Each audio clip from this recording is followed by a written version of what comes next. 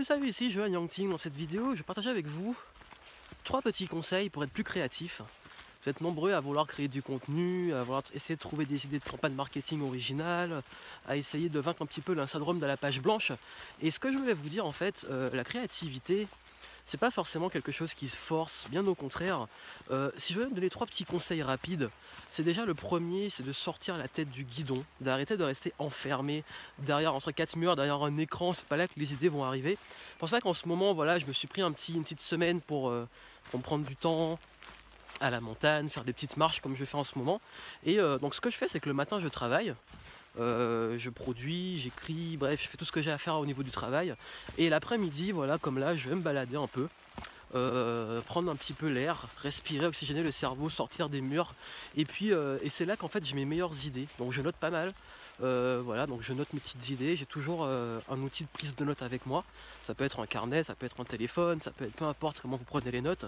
Et donc toutes les bonnes idées qui arrivent, je les note. Et puis après, je vais pouvoir les traiter, voir ce que je veux en faire pour les jours suivants, les semaines suivantes ou les mois suivants. Ça, c'est le premier truc, c'est de sortir un peu du cadre habituel et d'aller oxygéner un peu votre cerveau et de ne pas rester entre 4 murs à attendre que les idées brillantes arrivent, parce que ça arrive généralement quand on fait autre chose. Le deuxième conseil que je peux vous donner également, c'est de ne pas rester uniquement dans votre domaine, c'est d'aller voir un petit peu ce qui se fait ailleurs. Que vous savez, en fait, beaucoup de personnes, notamment dans le domaine infopreneur, créateur de contenu, restent à voir juste ce qui se fait dans ce domaine, au lieu d'aller voir un peu ce qui se fait ailleurs.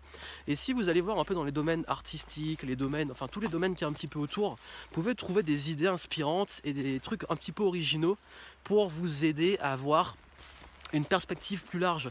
Et vous savez, la plupart des artistes, la plupart des même des écrivains et tout ne se contentent pas que de leur domaine, ils vont voir un peu ce qui se fait autour. Et c'est pour ça que je conseille toujours de faire un peu converger des idées diverses par-ci par-là pour avoir de meilleures idées.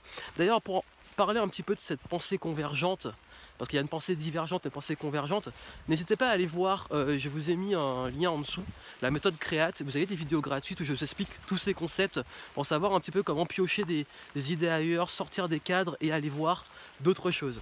Donc voilà, donc les liens sont juste en dessous, allez voir tout ça, et puis vous verrez que ça va beaucoup vous aider à développer votre créativité.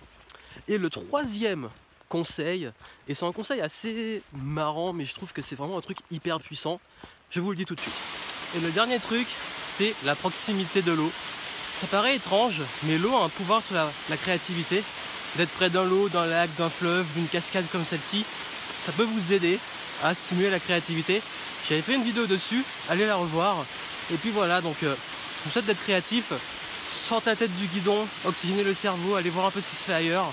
Et puis, s'il le faut, aller près de l'eau. Là, la preuve, hein, pas besoin d'être près de la mer ou autre pour avoir l'eau comme ceci, et vous verrez que ça va vous aider à être plus créatif au quotidien, dans vos affaires, dans votre vie personnelle, et à vous aider vraiment à faire émerger de belles idées.